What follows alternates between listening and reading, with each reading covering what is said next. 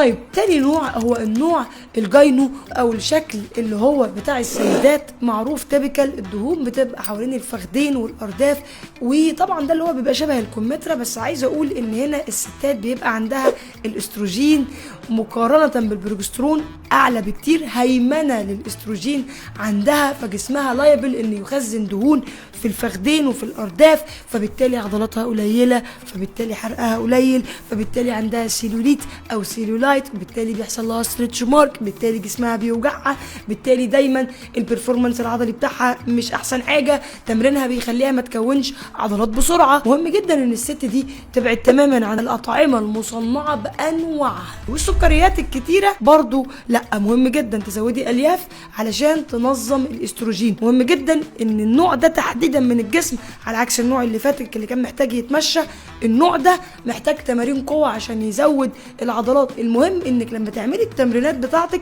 ما تبقيش بقى اللي هو ايه 1 2، لا لا لا لا خالص، غلط. 1 بالراحه جدا، 2 3 4. البطء في الحركه ده هيرفع جدا جدا جدا قوة التحمل في العضلات عندك، وهيفرق قوي. ومهم جدا تاخدي بروبيوتيك وتاخدي بذور كتان، مهمة